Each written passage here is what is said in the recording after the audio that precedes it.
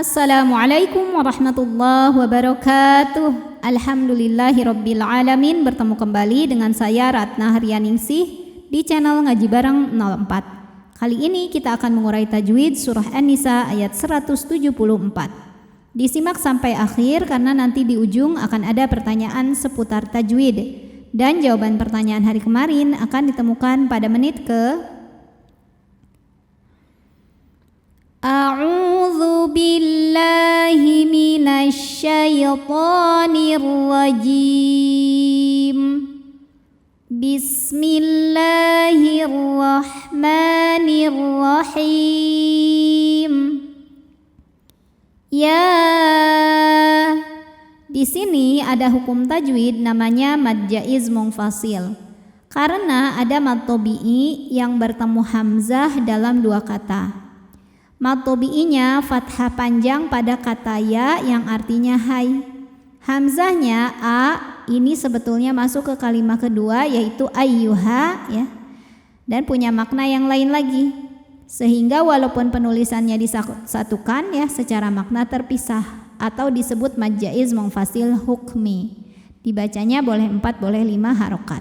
Tapi tidak lazim para qori berhenti di mad tabi'inya dianya ya. Jadi terusin aja. Ya tasydid yang tidak didahului tanwin ataupun nun sukun maka tidak perlu ditahan. Kita cukup baca dengan nabar atau nada yang ditinggikan. Ya ayyuha. Jika berhenti di ha hukumnya adalah mad tabi'i zahiri. Sebab ada alif yang sebelumnya berbaris fathah. Cara membacanya dipanjangkan haknya 2 harokat saja. Namun dibaca panjang 2 harokatnya hanya saat berhenti saja. Kalau wasal madnya ini gugur, haknya dibaca pendek. Namanya takhallus bil hadfi. Apa sebabnya? Sebab ada 2 huruf sukun yang bertemu. Huruf sukun pertama alif, huruf sukun kedua nun sukun. Nah, pada nun tasydid ada nun sukunnya, nun sukun dan nun fathah. Sukun ketemu sukun tidak bisa dibaca sehingga sukun pertama dilepaskan. Ya ayyuhan. Ada hukum alif lam yang dinamakan dengan alif lam syamsiyah. Sebab ada alif lam yang menghadapi huruf syamsiyah yaitu huruf nun. Maka alif lam tidak kita baca atau disebut dengan idgham syamsi karena cara bacanya diidghamkan atau dimasukkan. Ya ayyuhan. Nunnya disebut dengan gunnah musyaddadah karena nun bertasydid. Cara membacanya dengung. Jadi bunyi n tahan sampai ada suara masuk hidung kurang lebih 2 harokat. Ya ayyuhan na mad tabi'i zahiri karena ada alif didahului baris fathah. Maka nun dipanjangkan 2 harokat. An-nasu qad. Berikutnya ada hukum qalqalah sughra. Karena ada huruf qalqalah yaitu dal yang sukunnya ini sukun asli dan ada di tengah bacaan kita. Maka cara bacanya dipantulkan dengan pantulan yang kecil. Qad ja'akum. Ja ada hukum mad wajib muttasil. Sebab ada mad tabi'i yang bertemu hamzah dalam satu kata. Mad tabi'inya alif didahului fathah pada jim. Hamzahnya a, satu kata ja'akum. Maka jim dipanjangkan boleh 4 boleh 5 harokat. Qad ja'akum. Lalu berikutnya ada hukum ikhfa syafawi. Karena mim sukun menghadapi huruf ba, maka baca mimnya dengung, tahan. Ja'akum bur. Ra sukun dibaca secara tafkhim karena huruf sebelumnya berbaris di atas yaitu baris dhammah. Cara bacanya ditebalkan. Burha. Kenapa ada mad tabi'i zahiri? Sebab ada alif yang didahului baris fathah. Cara membacanya panjang haknya 2 harokat. Burhanum. Lalu berikutnya ada hukum idgham bi gunnah karena ada tanwin dhammah yang menghadapi huruf mim. Maka tanwin dimasukkan ke mim. Burhanum, jadi bunyinya M ya. Dan kita dengungkan, tahan. Burhanum mir. Lalu berikutnya ada hukum idgham bila gunnah karena ada nun sukun yang menghadapi huruf ra.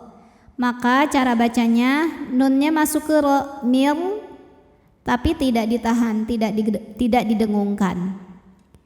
Mir rabbikum. Huruf ra dibunyikan secara tafkhim karena ra-nya ini berbaris fathah. Maka dibacanya tebal, ra. Mir rabbikum. Kum ada hukum izhar syafawi karena ada mim sukun yang menghadapi huruf selain mim dan ba. Di sini hurufnya adalah waw. Maka mim sukun kita bunyikan dengan jelas. Mir rabbikum wa an. Lalu berikutnya ada hukum ikhfa awsat karena ada nun sukun yang menghadapi huruf zai. Maka cara bacanya nunnya dibunyikan samar-samar, siap-siap ke zai, wa an disertai dengungan. Dengung dan samarnya sama. Wa anzal. Lam sukun disebut dengan lam mutlak. Dibacanya jelas. Wa anzalna. Na mad jaiz munfasil. Sebab ada mad tabi'i bertemu hamzah dalam 2 kata. Mad tabi'inya adalah alif yang didahului fathah pada kata anzalna, sedangkan hamzah yang i pada kata ilaikum. Maka nun dipanjangkan boleh 4, boleh 5 harokat. Wa anzalna lai ada huruf lin. Sebab ada ya sukun yang didahului baris fathah. Cara bacanya cukup kita lembutkan saja. Ilaikum kum. Ada hukum izhar syafawi karena mim sukun menghadapi huruf selain mim dan ba. Di sini hurufnya adalah nun. Maka mim sukun dibaca jelas. Ilaikum nu mad tabi'i zahiri karena ada waw sukun didahului baris dhammah, maka panjang nunnya 2 harokat. Nuram. Huruf ra dibunyikan secara tafkhim karena berbaris fathah tanwin, maka dibacanya tebal. Nuram. Berikutnya ada hukum idgham bi gunnah karena ada tanwin fathah menghadapi huruf mim. Maka tanwinnya masuk ke mim, nuram disertai bunyi dengung M. Nuram mubi. Bi mad tabi'i zahiri karena ada ya sukun didahului baris kasrah. Maka panjang ba-nya 2 harokat. Mubina. Nah, jika berhenti hukumnya mad iwad. Sebab ada baris tanwin fathah yang kita wakofkan. Cara bacanya panjang 2 harokat. A'udzu billahi minasy syaithanir rajim. Bismillahirrahmanirrahim. Ya ayyuhan nasu qad ja'akum burhanum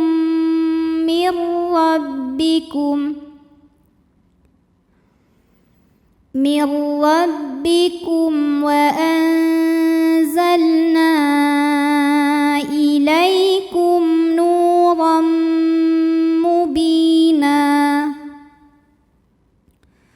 Pertanyaan hari ini, sebutkan nama hukum tajwid dari yang saya tunjuk ini. Nama hukumnya apa, sebabnya apa, dan bagaimana cara membacanya.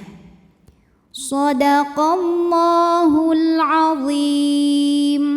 Wabillahi taufiq wal hidayah. Wassalamualaikum warahmatullahi wabarakatuh.